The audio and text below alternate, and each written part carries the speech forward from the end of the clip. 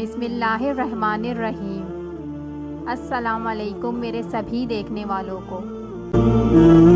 ناظرین کرام، آج ہم صفا و مروہ کا ایک ایسا عجیب واقعہ پیش کرنے جا رہے ہیں جس کے بارے میں بہت ہی کم لوگ جانتے ہیں۔ یہ تاریخ کا انتہائی عجیب و غریب اور خوفناک ترین واقعہ تھا۔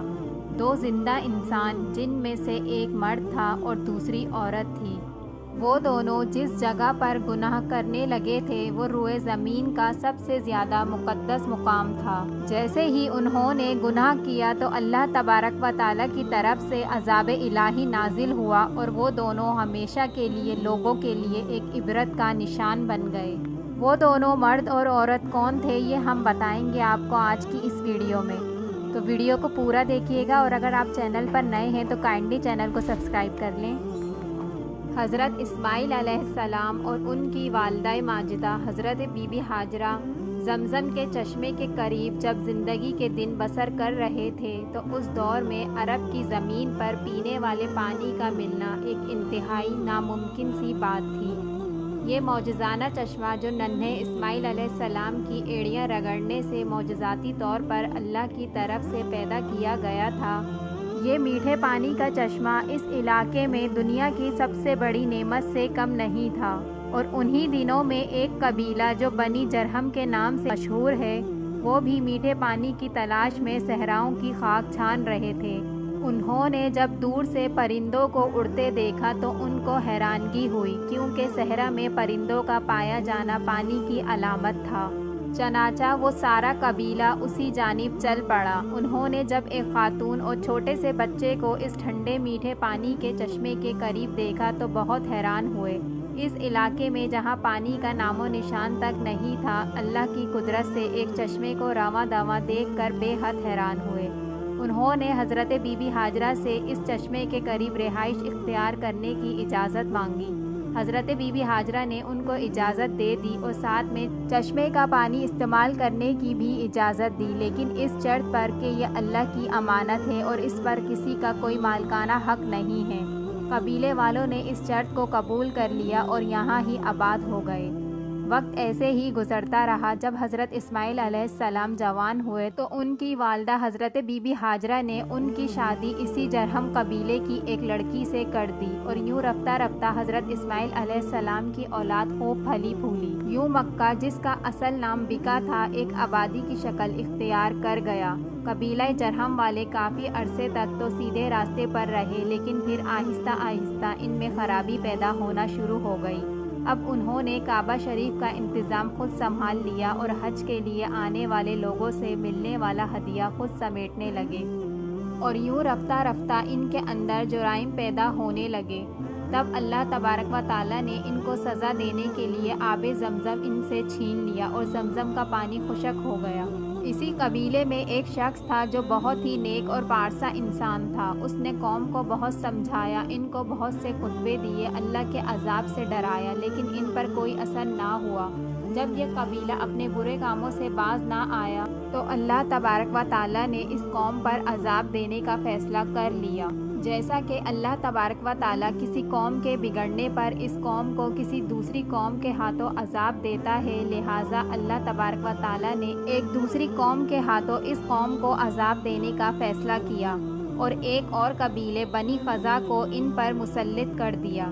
بنی خزا والوں نے بنی جرہم کو مار مار کر مکہ سے نکال دیا، اور یوں لٹے پھٹے قبیلہ جرہم والے یمن میں جا کر آباد ہو گئے۔ اسی زمانے میں اس قبیلے کے ہاں ایک لڑکا اور ایک لڑکی نے جنم لیا۔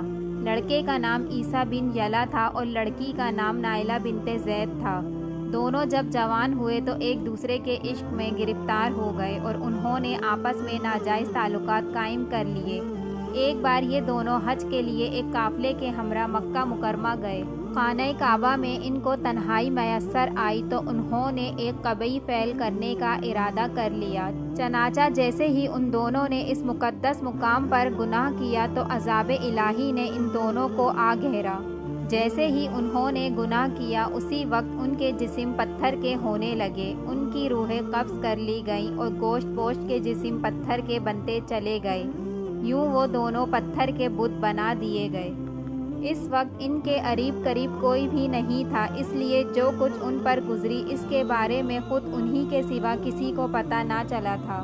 کچھ دیر گزری تو ادھر سے کسی کا گزر ہوا، اس نے ان کو دیکھا اور پہچان لیا، اور یہ بھی معلوم ہو گیا کہ انہوں نے اس مقدس مقام پر کیسا گھناؤنا کام کیا تھا جس کی فوری طور پر پکڑ ہو گئی تھی۔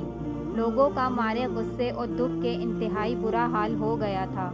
ان دونوں پتھر کے بتوں کو نشان عبرت بنانے کے لیے اس زمانے کے اہل علم اور نیک لوگوں نے ان کو اس مقدس مقام سے کچھ دور صفا مروہ کے مقام پر ایک دوسرے سے کافی لمبے فاصلے پر آمنے سامنے قائم کر دیے گئے۔ اس مقدس مقام پر عبادت کے لیے آنے والوں کے لیے لازم قرار دے دیا گیا تھا کہ ان دونوں کے بتوں کو جوتے مارتے ہوئے گزرا جائے تاکہ دیکھنے والوں کے ذہنوں میں ان کا کیا ہوا گناہ تازہ رہے اور وہ اس واقعے سے عبرت حاصل کرتے رہیں۔ اب جو بھی اس مقدس مقام پر آتا وہ ان کو جوتے مارتے ہوئے گزرنے لگا۔ وقت گزرتا رہا، 100-150 سال تک یہی سلسلہ چلتا رہا، مگر اس کے بعد کچھ وقت گزرا تو نئی آنے والی نسلوں نے آہستہ آہستہ ان بتوں کو جوتوں سے مارنا چھوڑ دیا۔ شیطان نے ان کے ذہن میں یہ بات ڈالی کہ کیونکہ یہ عبادت کا حصہ نہیں ہے لہٰذا ان بتوں کو جوتوں سے مارنا ضروری نہیں، بلکہ اس کے بجائے ان کو علامتی طور پر تھپڑ مار کر گزرا جائے۔ شیطان نے ان لوگوں کو اس حد تک ورغلایا کہ لوگ اب اس بت کو چھوتے ہوئے اپنی حاجات کے لیے دعائیں مانگنے لگے۔ شیطان نے ان لوگوں کے ذہنوں میں بٹھا دیا تھا کہ اگر تم ان بتوں کو نفرت سے چھوتے وقت دعائیں مانگو گے تو تمہاری دعائیں جلد قبول ہوں گی، اور جب لوگوں کی حاجات پوری ہو جاتی تو شیطان ان کو سمجھاتا کہ یہ حاجت اسی وجہ سے پوری ہوئی کہ تم نے ان بتوں کو چھو کر دعا کی تھی۔ وقت گزرنے کے ساتھ ساتھ آنے والی نسلوں کی سوچ تبدیل ہوتی جا رہی تھی اور اب ان بتوں کو چھو کر دعا ضرور مانگی جانے لگی تھی، لیکن ان کے انداز میں ان بتوں کے لیے اب عقیدت و احترام آنے لگا تھا۔ اور پھر وہ وقت بھی جلد آ گیا جب ایک بدبخت نے اس بت کے سامنے اس کی باقاعدہ مناجات کی اور اسی سے دعا مانگنے لگا۔ جوتے مارنے سے شروع ہونے والی داستان تھپڑ مارنے، علامتی طور پر چھونے، عقیدت سے چھوتی ہوئی اب باقاعدہ عبادت تک چلی گئی تھی۔ اب ان دونوں بتوں کی باقاعدہ پوجا کی جانے لگی تھی، ان سے منتیں اور مرادیں مانگی جانے لگی تھیں۔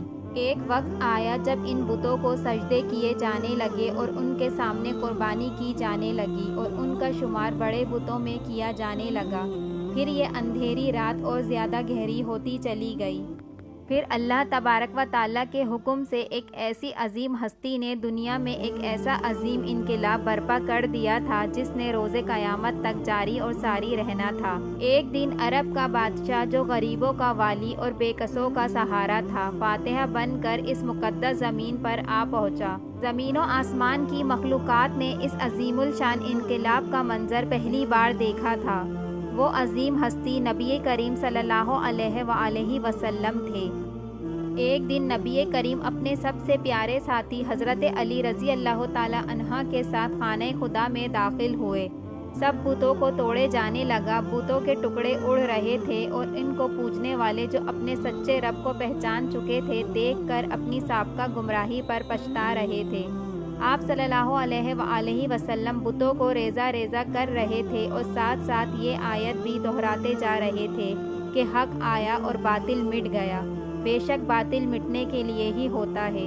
اس کے بعد آپ صلی اللہ علیہ وآلہ وسلم نے ان دونوں انسانی بتوں کو جو کئی سو سال پہلے ایک گناہ کی پکڑ میں پتھر کے بنا دیے گئے تھے، مرد کا بت صفا کے مقام پر تھا اور عورت کا بت مروہ کے مقام پر، آپ صلی اللہ علیہ وآلہ وسلم نے ان کو بھی ٹکڑے ٹکڑے کر کے اٹھا کر خانہ خدا کے حدود سے باہر پھینکوا دیا۔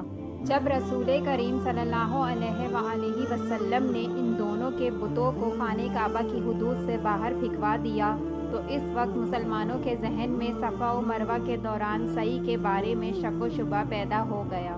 وہ سوچنے لگے کہ کیونکہ صفا و مروہ پر دونوں کے بت پہلے سے ہی موجود تھے جن کا طواف جاہلیت کے زمانے میں کیا جاتا تھا، لہٰذا اب ان کا صفا و مروہ کا طواف کہیں ان بتوں کی یاد میں طواف نہ ثابت ہو جس کی وجہ سے ان پر بھی اللہ کا عذاب نازل ہو جائے۔ اس پر سورہ بقرہ کی آیت نمبر 158 نازل ہوئی جس میں اللہ تبارک و تعالیٰ نے ارشاد فرمایا بے شک صفا اور مروہ اللہ کی نشانیوں میں سے ایک ہے۔ سو جو شخص حج اور عمرہ کرے اور صفا و مروہ کے درمیان سعی کرے تو اس پر کوئی گناہ نہیں، اور جو کوئی بھی خوش دلی سے نیک کام کرتا ہے تو بے شک اللہ تبارک و تعالیٰ قدردان اور سب کچھ جاننے والا ہے۔ سبحان اللہ۔ ویڈیو اچھی لگی ہو تو لائک اور سبسکرائب کرنا نہ بھولیے گا۔